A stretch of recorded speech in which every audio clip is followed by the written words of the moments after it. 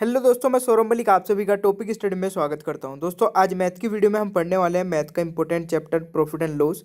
जैसे आप सभी को पता है, मैं डेली एक चैप्टर कवर करा रहा हूं आपका मैथ का, रीजनिंग का, और ऑनलाइन टेस्ट चलता है रात को। तो ये सभी वीडियोज़ आपको मिलती रहेगी। और आज इस वीडियो में हम डिस्कस करने वाले 10 ऐसे पर्सन जो कि हमेशा पूछे जाते हैं एग्जाम में और उनमें प्रॉब्लम रहती है, मतलब कॉन्सेप्ट क्लियर नहीं होता है, ट्रिक नहीं पता है। तो वो सब कुछ डिस्कस करूंगा मैं आज इस वीडियो में। बस आप इस वीडियो को पूरा एंड तक देख लीजिएगा, कभी प्रॉब्लम नहीं आएगी उन सभी क्वेश्चंस में जो एग्जाम में पूछे जाते हैं। हो सके तो शेयर करिएगा अपने सभी दोस्तों को, और वीडियो पसंद आए तो लाइक करना बिल्कुल मत भूलिएगा। आगे इसी तरीके की वीडियोस लेने के लिए बेल आइकन को ऑन कर लीजिएगा चैनल को सब्सक्राइब करने के बाद।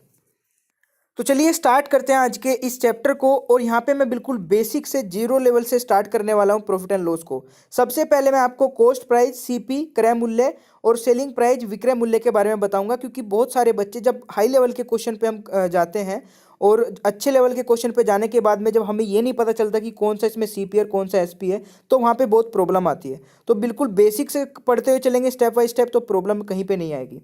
मैंने लिखा है यहाँ पे सीपी क्रय मूल्य। देखिए, सबसे पहले तो ये चीज़ क्लियर होगी कि सीपी को ही क्रय मूल्य बोला जाता है। और राम ने 10,000 रुपये में मोबाइल खरीदा, यानी कि जितने रुपए में राम ने मोबाइल को खरीदा वो क्या है, सीपी है, वो क्रय मूल्य है।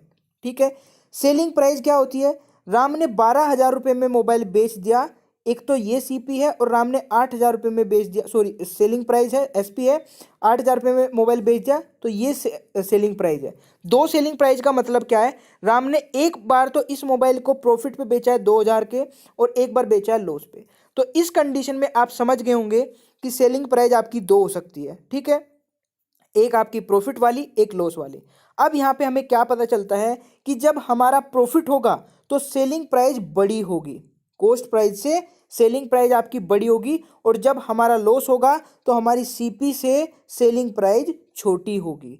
तो इस चीज़ को यहाँ पे दिमाग में रखिएगा। जैसे मैंने यहाँ पे बता भी दिया आपको, जब प्रॉफिट होगा तो जो 12,000 रुपये में मोबाइल बेचा है, 10,000 का मोबाइल, तो हमारी सीपी बड़ी है तो हमारा प्रॉफिट हुआ है। और जब लॉस होगा तो हमारा कॉस्ट प्राइस जो है वो बड़ा होगा और सेलिंग प्राइस छोटा होगा। तो यहाँ पे एक चीज़ और मैं आपको बता देता हूँ।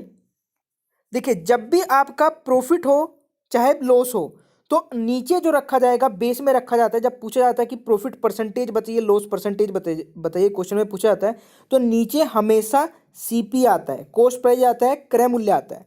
ठीक है। अब एक बार तो सीपी आपका बड़ा है और एक बार छोटा है। अब छोटा जब होता है जब प्रॉफिट होता है, तो जब भी प्रॉफिट होगा तो नीचे छोटे वाली अमाउंट आएगी, नीचे छोटे वाली जब भी प्रॉफिट होगा। और जब भी लॉस होगा तो नीचे बड़े वाली अमाउंट आएगी। है दोनों बार सीपी, बट इस कंडीशन को समझ लीजिए, क्योंकि कई बार आप कंफ्यूज रहते हैं कि अब नीचे कौन सी आएगी। तो छोटे बड़े से भी आप समझ सकते हैं कि जब प्रॉफिट होता है तो नीचे छोटा, प्रॉफिट के टाइम पे नीचे छोटा, और लॉस के टाइम पे नीचे बड़ा आएगा। वो मैं आपको धीरे धीरे क्वेश्चन में बताऊंगा। इसका मतलब आपको तब समझ में आएगा जब मैं क्वेश्चन कराऊंगा। ठीक है। चलिए अब एक बेसिक से क्वेश्चन पे चलते हैं। यहाँ पे लिखा है ratio of CP and SP, यानी कि कॉस्ट प्राइस और सेलिंग प्राइस, क्रय मूल्य और विक्रय मूल्य का रेशियो दे रखा है 5 और 4। हानि प्रतिशत बताओ। यहाँ आप समझ गए, कॉस्ट प्राइस यानी कि राम ने जितने में खरीदा था, 5 में खरीदा था यानी कि कॉस्ट प्राइस, और 4 में बेच दिया, तो कितने का लॉस हुआ, 1 का। यहाँ पे 1 का लॉस हो रहा है। और मैंने क्या बताया था अभी आपको, लॉस के टाइम पे नीचे कौन सा आता है, बड़े वाला।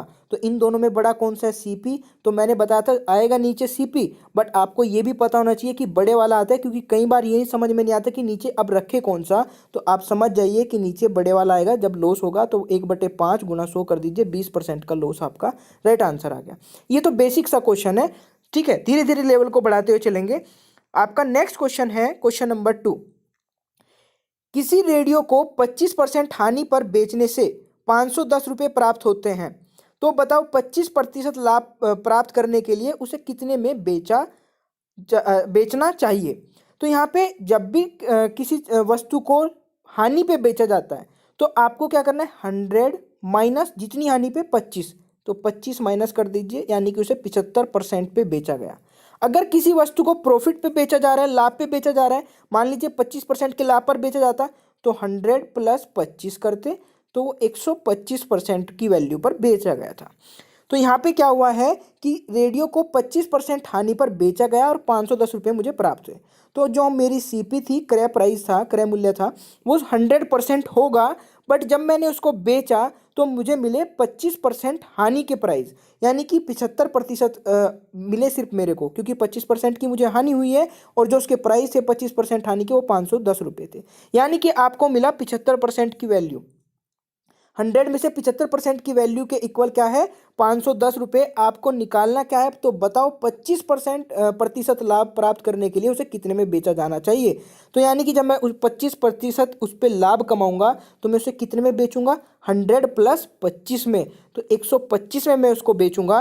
तो आपको क्या करना है, 75% की वैल्यू आपको पता है, तो 510 को 75 से भाग कर दीजिए और 125 से गुणा कर दीजिए। तो कितनी बार जाएगा, 25 पंजे 125 और 25 दिया 75 और 3 से जाएगा 510, 170 बार, 170 की 5 में कर देंगे तो 850। तो अगर मैं इस वस्तु को 850 में बेचता हूं तो मुझे 125 यानी कि 25% का प्रॉफिट होगा। ठीक है, तो ये 850 125% की वैल्यू हो जाएगी। समझ गए। जब मैं इसको 75% पे बेचता हूं तो 510 मिलते हैं, और जब मैं इसको 125 पे बेचता हूं यानी कि 25% लाभ पे बेचता हूं तो 850 रुपये मुझे मिलते हैं। समझ गए, कॉन्सेप्ट क्लियर है, कोई प्रॉब्लम नहीं है। इस टाइप का क्वेश्चन आपके एग्जाम में आ सकता है। चलिए नेक्स्ट क्वेश्चन एक और देख लेते हैं इसी तरीके का, ताकि डाउट ना रहे बिल्कुल भी। एक साइकिल को 2850 रुपये में बेचने से एक दुकानदार को 14%, यहाँ पे 14% लिखा है, का लाभ होता है। यदि लाभ कम करके 8% रखा जाए तो विक्रय मूल्य होगा। उसका हमें सेलिंग प्राइस बताना है 8% के प्रॉफिट का। मैंने फिर बताया आपको कि हमारी कॉस्ट प्राइस कितनी होती है, 100% होती है, और उस पर यहाँ पे 2850 रुपये में बेचने पर 14% का लाभ हो रहा है। इसका मतलब क्या है कि 114% पे बेचा होगा मैंने। जब 14% का लाभ हुआ, 100 प्लस 14 कर लेंगे तो 114% पे बेचा होगा, यानी कि 114% की वैल्यू मुझे पता है 2850 है। तो 2850 114% की वैल्यू है, तो मुझे चाहिए कितना, 8% का लाभ चाहिए बस। यदि लाभ कम करके 8% रखा जाए, अगर मुझे 8% ही लाभ कमाना है तो इसका मतलब मैं 108% पर बेचूंगा, और 114% की वैल्यू को मैं डिवाइड करूंगा 114 से, 2850 को 114 से भाग कर दूंगा, और केवल मुझे चाहिए 8% प्रॉफिट, यानी कि 108 से मल्टीप्लाई कर दूंगा। तो ये कितनी बार जाएगा भाई, 2850 जाएगा 114 से 25 बार, और 25 की 108 में करेंगे तो 2700 आपका राइट आंसर आ जाएगा। दोस्तों मुझे साथ ही साथ ये बताते रहिएगा कि आपको क्वेश्चन समझ में आ रहे हैं। अगर वीडियो पसंद आ रही होगी, समझ में आ रहे होंगे, तो लाइक का बटन दबाइएगा, ताकि मैं ये देख सकूं कि कितने बच्चों को यहाँ पे समझ में अच्छे तरीके से आ गया, आंसर आ गया। ठीक है, चलिए फिर नेक्स्ट क्वेश्चन पे चलते हैं। क्वेश्चन नंबर 4 है। देखिए क्वेश्चन ये बिल्कुल भी हार्ड नहीं है, बट यहाँ पे कंफ्यूजन रहता है, वो मैं क्लियर कर देता हूँ क्वेश्चन नंबर 4 का।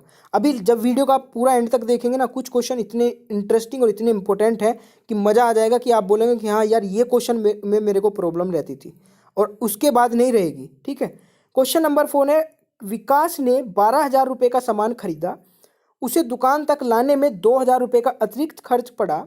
यदि कुल सामानों की संख्या 700 है, उसे विकास ने 23 रुपये प्रति सामान की दर से बेच दिया, तो उसे कितना लाभ हुआ।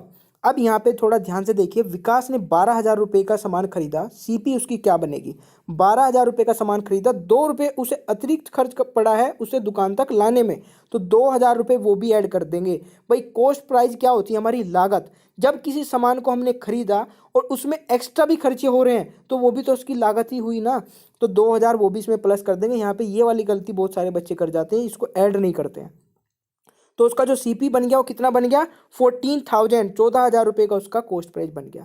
अब यहाँ पे बोला जा रहा है कि जो उसने टोटल सामान है वो 700 है, अगर उसने 700 सामानों को 23 रुपये प्रति सामान के हिसाब से बेच दिया तो कितने के हो गए, ये हो गए 16,100 रुपये के। यानी कि उसने 16,100 रुपये में बेचा 14,000 रुपये का सामान, तो कितना प्रॉफिट हुआ, ये आपका हो जाएगा 14,000 को इसमें से माइनस कर देंगे 16,100 में से, तो 2,100 रुपये का प्रॉफिट हुआ। ये आपसे पूछा गया था। ठीक है, तो ये बहुत सिंपल सा एक क्वेश्चन था, कोई प्रॉब्लम नहीं है, सारे टाइप की क्वेश्चन आने चाहिए। किसी भी टाइप का क्वेश्चन आ जाए तो प्रॉब्लम नहीं आए, ऐसा होना चाहिए। अब एक ये क्वेश्चन है, बड़ा फेमस क्वेश्चन है, यहाँ पे अब मैं समझाऊंगा आपको कि बड़े छोटे का मतलब जो मैं आपको बता रहा था शुरू में, उसका क्या यूज है। क्वेश्चन नंबर 5, एक बेईमान दुकानदार 1 किलोग्राम के स्थान पर 950 ग्राम ही तोलता है, और वह कहता है कि मैं सभी वस्तुओं को क्रय मूल्य पर ही बेचता हूं, तो उसका लाभ प्रतिशत बताओ। तो दोस्तों सबसे पहले क्वेश्चन का मतलब समझते हैं। क्वेश्चन में बोला जा रहा है कि एक बेईमान दुकानदार है जो कि कुछ गड़बड़ करके वो 950 ग्राम बेचता है। ठीक है, 1 किलो के स्थान पे 950 ग्राम बेचता है, वो कुछ गड़बड़ कर देता है। ठीक है, जब वो 950 बेचेगा 1 किलोग्राम के जगह पे, तो वो प्रॉफिट कमा रहा है। बेचने में कितना प्रॉफिट कमा रहा है? 50 ग्राम का, हर 1 किलोग्राम पे 50 ग्राम का प्रॉफिट कमा रहा है। तो यहाँ पे क्वेश्चन में आपसे यही पूछा गया है कि वो कितना प्रतिशत लाभ कमा रहा है। ठीक है, और वो ये बोलता है कि मैं जितने में खरीदता हूँ ना सामान को, उतने में बेच देता हूँ। तो अगर वो जितने में खरीदता है उतने में बेच देता है, बट प्रॉफिट वो कहाँ से कमा रहा है? जो ये कम बेचता है तोलने में, यहाँ से वो प्रॉफिट कमा रहा है, यानी कि 50 ग्राम का प्रॉफिट कमाएगा। अब मुझे ये बताइए, प्रॉफिट हम किस चीज़ पे निकालते हैं? छोटे वाली अमाउंट पे, बड़े वाली अमाउंट पे? अब यहाँ पे आपको समझ में नहीं आएगा कि नीचे कौन सी रखी जाए। अगर समझ में आ रहा है तो बहुत अच्छी बात है, अगर समझ में नहीं आ रहा है तो प्रॉफिट हमेशा छोटे वाली अमाउंट पे निकाला जाता है। तो छोटे वाली नीचे रख दीजिए, 50/950 और गुणा 100। तो यहाँ 0 से 0 कट जाएगी, 5 से 95 जाएगा 19 बार, 100 को 19 से भाग करेंगे कितनी बार जाएगा? 5 से 5/19। तो ये हो जाएगा आपका राइट आंसर। अब समझ में आ गया कि जब आपको ये समझ में ना आए कि नीचे कौन सी अमाउंट रखी जाएगी, तो प्रॉफिट होते ही नीचे छोटे वाली अमाउंट, लॉस होगा तो नीचे बड़े वाली अमाउंट, बस आपको इतना करना है। चलिए, आशा करता हूं कि समझ में आ गया होगा। नेक्स्ट क्वेश्चन पे चलते हैं। एक क्वेश्चन और देखिए, अभी परसेंटेज का चैप्टर मैंने आपको कराया था, और परसेंटेज का एक वीडियो है जो ज़बरदस्त वीडियो मैंने बनाई थी, उसका लिंक नीचे दे दूंगा डिस्क्रिप्शन बॉक्स में, उसे देख लीजिएगा। वहाँ पे भी मैंने ये आपको ट्रिक बताई थी कि इसका अभी बहुत यूज होगा, और अब ये प्रॉफिट एंड लॉस में भी आ गई है। तो इसको देख लेते हैं कैसे इसका यूज करते हैं। एक बेईमान दुकानदार सामान खरीदते समय 10% की गड़बड़ करता है तथा सामान बेचते समय भी 10% की गड़बड़ करता है, तो बताओ उसे पूरे सौदे में कितना लाभ होगा? अब ये क्वेश्चन बड़ा इंटरेस्टिंग सा है, और यहाँ पे बहुत सारे बच्चे इसमें लगाएंगे तिकड़मबाजी कुछ और करके, बट अगर आपको पता है इस ट्रिक का तो आप इसे कर लेंगे सेकंडों में। इसको तो रट लीजिए, ये बहुत इंपॉर्टेंट है, बहुत सारे क्वेश्चन को ऐसी चुटकियों में हल कर देते हैं। यहाँ पे है आपको x + y + x×y/100, आपको इतना पता होना चाहिए। जब भी 2% को 1% बनाना हो, 2% का कंक्लूजन निकालना हो कि उनसे बना क्या है, प्रॉफिट बना, लॉस बना, जो भी पूछा जाए, तो इसको उठा के अप्लाई कर दीजिए। अगर किसी भी क्वेश्चन में सिर्फ 2% दिए ना, कुछ भी नहीं दिया है डाटा, तो आपका ये अप्लाई होगा, और इससे आपको पता चलेगा कि प्रॉफिट हुआ या लॉस हुआ उस क्वेश्चन में।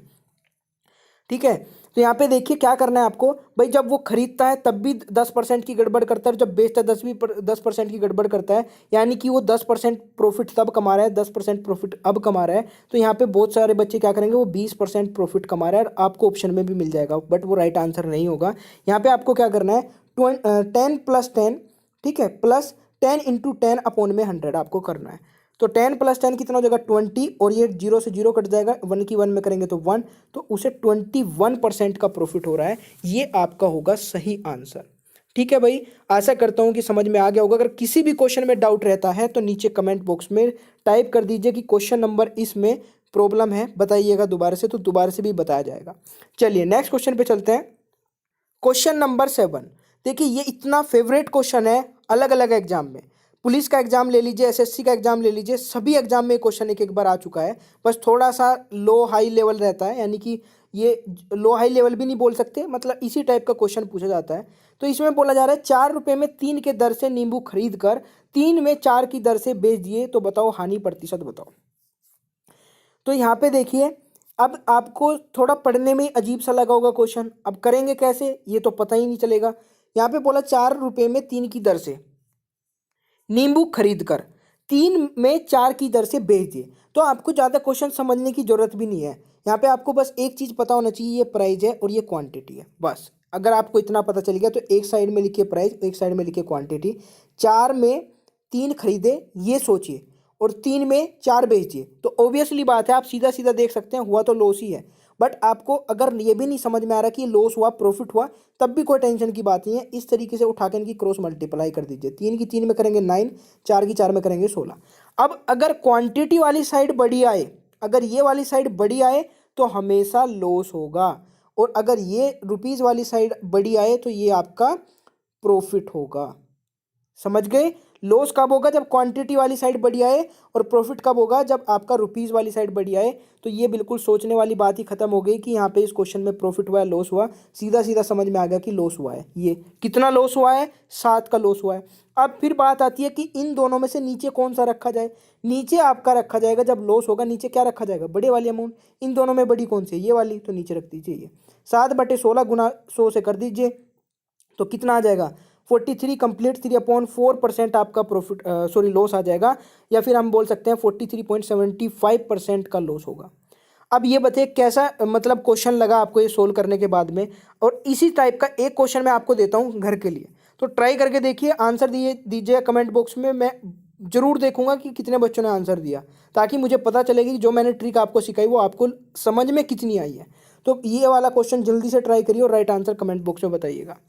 चलिए, अगर नहीं होगा वो भी बताइएगा, मैं नेक्स्ट वीडियो में कवर करूंगा। क्वेश्चन नंबर 8 पे आते हैं। एक बहुत अच्छा क्वेश्चन है क्वेश्चन नंबर 8 भी। एक वस्तु को किसी मूल्य पर बेचने पर एक व्यक्ति को 20% का लाभ होता है। यदि वह उसे दोगुने मूल्य पर बेचे तो कितना प्रतिशत लाभ होगा। अब यहाँ पे जब किसी वस्तु को किसी मूल्य पर बेचने पर एक व्यक्ति को 20% का लाभ होता है, यदि वह उसे दुगने मूल्य पर बेचे तो कितना प्रतिशत लाभ होगा। मैंने माना उसका क्रय प्राइस जो सीपी है वो 100 है। अब जब उसे 20% का लाभ होगा उसे बेचने पर, तो सेलिंग प्राइस कितना हो जाएगा, 120 हो जाएगा। भाई समझे आप इसको, कॉस्ट प्राइस उसका 100 है तो सेलिंग प्राइस कितना हो जाएगा 120। ये क्वेश्चन तो हो गया आपका यहाँ तक। अब यदि के बाद क्या बोला जा रहा है, यदि वह उसे दोगुने मूल्य पर बेचे। दोगुने मूल्य यानी कि न्यू सेलिंग प्राइस कितना हो जाएगा, इसका डबल कर दीजिए, 120 का डबल कितना होगा 240। तो अगर वो उसे 240 पर बेचे तो कितना प्रतिशत लाभ होगा। भाई कॉस्ट प्राइस तो अभी भी हमारी 100 ही है, ठीक है, और न्यू प्राइस हमारा जो बन गया सेलिंग प्राइस वो कितना बन गया 240। तो ये डिफरेंस कितने का आया 140 का। तो यहाँ पे इससे निकाल लेंगे लाभ, तो 140 को 100 से भाग करेंगे और गुना कर देंगे 100 से, क्योंकि परसेंटेज पूछी गई है तो 100 से 100 कट जाएगा।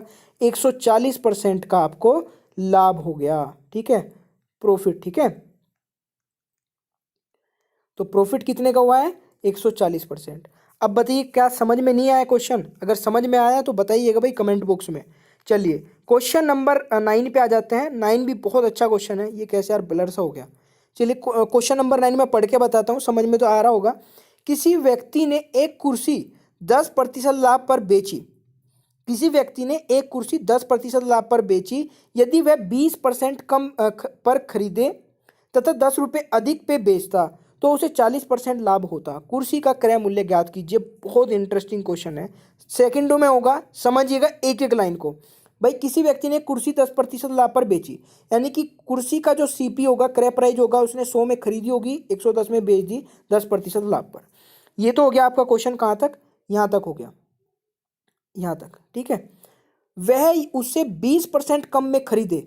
यदि वह उसे, देखिए यहाँ पे, यदि वह उसे 20% कम में खरीदे, 20% कम में यानी कि 80 में अगर वो खरीदे और 10 रुपये अधिक रखकर 40% का लाभ कमाए, यानी कि उसके 10 रुपये बढ़ा के 40% का लाभ कमाए। अब जब वो 80 रुपये में उसे बेचेगा तो अब मैं 80 पे तो 40% का लाभ कमाऊंगा। जब मैं उसे 80 में खरीदूंगा, सॉरी, तो उस पर जो 40% का लाभ मेरे को कमाना है वो 80 पे तो कमाना है। मैं उसमें 20% कम में खरीद रहा हूँ, 80 रुपये में खरीद रहा हूँ मान लीजिए। अब उस पर 40% का लाभ मैं 80 पे तो कमाऊंगा, तो 80 पे 40% का लाभ कमाने के लिए 100 से भाग करूंगा, 140 से मल्टीप्लाई कर दूंगा, समझ गया। तो यहाँ पे 112 रुपये में उसे बेच रहा हूँ मैं, यानी कि 112% में, सॉरी। जब मैं उसे 100% में खरीद के 110% में बेचता था तो 10% का लाभ होता था। जब मैं उसे 80 में खरीद के 112% 80% में खरीद के 112% में बेचता हूँ तो मुझे कितना 40% का प्रॉफिट होता है। 80% में खरीदा, 112% में बेचा, 40% का प्रॉफिट हुआ। अब यहाँ पे क्या बताया जा रहा था कि ये जो इनके बीच का डिफरेंस कितना है, यहाँ से 110% था, 112 हो गया, यानी कि वो उसे यहाँ पे 2% का इंक्रीमेंट हुआ है। और ये किसकी वजह से हुआ है, ये जो 10 रुपये बढ़े हैं यहाँ पे, ये जो 10 रुपये बढ़े हैं ये इसकी वजह से हुआ है। तो 2% के बराबर 10 है आपका, तो 100% के इक्वल क्या हो जाएगा, तो 2% के इक्वल ये है, 100% के इक्वल हो जाएगा आपका 10 को 2 से भाग कर देंगे और मल्टीप्लाई 100 से कर देंगे, तो 500 आपका राइट आंसर हो जाएगा। भाई समझ में आया ना। मैं जल्दी से एक बार और बता देता हूँ क्योंकि थोड़ा सा मुझे लग रहा है कि कहीं ना कहीं कोई पॉइंट रह गया है जो दोबारा से डिस्कस कर लेना चाहिए। सीपी था 100, 110 रुपये में उसे 110% पे उसे बेच दिया। जब वो 10% का लाभ कमाता है तो 100% की चीज़ को 110 में बेच देता है, 10% का लाभ हो जाता है। वो बोल रहा है कि इस क्वेश्चन में यदि वह 20% कम में खरीदे, 100% की बजाय वो 80% में खरीदे और उसे 10 रुपये अधिक रख के 40% का लाभ कमा ले, यानी कि अब मैं 80 पे ही तो 40% का लाभ कमाऊंगा, तो 80 को 100 से भाग करूंगा, 40% का लाभ कमाने के लिए 140 से मल्टीप्लाई कर दूंगा, यानी कि 112% में मैं उसको बेचता हूँ। 10 से बढ़ के 112 में बेच रहा हूँ, 2% का इंक्रीमेंट हो गया। 2% के इक्वल क्या हो जाएगा, 10 हो जाएगा, क्योंकि यहाँ पे 10 का इंक्रीमेंट हुआ था, 10 अधिक रखते हैं। तो 2% के इक्वल अगर 10 है तो 100% की वैल्यू आप इजीली निकाल लेंगे, तो इसलिए 500 आपका राइट आंसर हो जाएगा। अब क्वेश्चन नंबर 10 लास्ट क्वेश्चन है आज की वीडियो का, और लास्ट में एक क्वेश्चन मैं आपसे पूछूंगा, उसका आंसर देखते हैं कितने बच्चे यहाँ पे दे पाते हैं। क्वेश्चन नंबर 10 है, किसी वस्तु को 56 रुपये में बेचने पर उतना ही प्रतिशत लाभ होता है जितना वस्तु का क्रय मूल्य है। वस्तु का क्रय मूल्य क्या है? यहाँ पे बोला जा रहा है किसी वस्तु को 56 रुपये में बेचने पर उतना ही प्रतिशत लाभ होता है जितना उसका क्रय मूल्य है। जितने में उसे खरीदा था ना, उतना ही प्रतिशत लाभ होता है। ठीक है, तो हमें यहाँ पे एक चीज सीखनी है, ट्रिक है यहाँ पे बहुत अच्छी, कि जो 56 रुपये लिखे हैं ना, इसके ऐसे फैक्टर करने हैं कि दोनों की मल्टीप्लाई करके तो 56 आए और दोनों का डिफरेंस 10 आए। ये ट्रिक है। ठीक है, तो इसको जान लीजिए कि 56 के ऐसे फैक्टर क्या हो सकते हैं। 56 के बहुत सारे फैक्टर हो सकते हैं, बट ऐसा फैक्टर चाहिए जिसका डिफरेंस 10 आना चाहिए। ठीक है, तो 14 में से -4 करेंगे, 14 चौका 56, और 14 में से 10 माइनस करेंगे तो ये 4 माइनस करेंगे तो 10। तो अब आपका आंसर आ चुका है। आंसर क्या होगा? यहाँ पे प्रॉफिट पूछा है कितने मूल्य का प्रतिशत होता है, जितनी वस्तु का क्रय मूल्य। तो यहाँ पे जो छोटे वाली अमाउंट होगी बस उसमें आपको 0 लगाना है, छोटे वाला जो फैक्टर होगा, और वो इतने % आपका राइट आंसर हो जाएगा। समझ गए हैं इस क्वेश्चन को? अगर समझ में आ गया है तो ये क्वेश्चन नंबर लास्ट जो है इसको करिए, और लास्ट क्वेश्चन का राइट आंसर कमेंट बॉक्स में दीजिएगा। 2 क्वेश्चन मैंने आज घर पे करने को लिए आपको दिए हैं, तो दोनों को ट्राई करिए, और इसकी PDF आप डाउनलोड कर सकते हैं टॉपिक स्टडी के टेलीग्राम चैनल से, जिसका लिंक नीचे भी है, या फिर आप डायरेक्ट सर्च करिएगा टॉपिक स्टडी टेलीग्राम पे जा करके, तो वहाँ पे मिल जाएगा सबसे ऊपर ही। डेली PDF में अपलोड करता हूँ करंट अफेयर की, मैथ की और रीजनिंग की, और भी बहुत सारी वीडियो के लिंक जो आप तक नहीं पहुँच पाते कई बार, वो यहाँ से मिल जाते हैं, जो इंपॉर्टेंट वीडियोज़ होती है। अगर वीडियो पसंद आई है तो वीडियो को तो आपने लाइक कर ही दिया, अगर नहीं किया तो कर दीजिएगा। शेयर करना बिल्कुल मत भूलिएगा, ताकि किसी दूसरे बच्चे की भी हेल्प हो सके। कोई भी डाउट रहता है तो नीचे कमेंट बॉक्स में पूछ सकते हैं। आप मुझे डायरेक्ट फेसबुक पे फॉलो कर सकते हैं, इंस्टाग्राम पे फॉलो कर सकते हैं। सर्च करिएगा सौरभ मलिक, SAURABHMALIK, सौरभ मलिक सर्च करके आप मुझे फॉलो करके कोई भी डाउट रहता है वहाँ पे भी पूछ सकते हैं, क्योंकि सब कुछ मतलब यूट्यूब पे पूछना पॉसिबल नहीं होता है। हज़ारों लाखों की तादाद में कमेंट आते हैं, तो उनको रीड करके वहाँ पे रिप्लाई देना पॉसिबल नहीं हो पाता है। तो ये आपका, और फेसबुक पेज पे भी आप मैसेज कर सकते हैं, टॉपिक स्टडी का फेसबुक पेज भी है, इंस्टाग्राम पेज भी है टॉपिक स्टडी का अलग से। तो चलिए फिर मिलते हैं नेक्स्ट वीडियो में। वीडियो को देखने बहुत बहुत धन्यवाद। आपका दिन शुभ हो।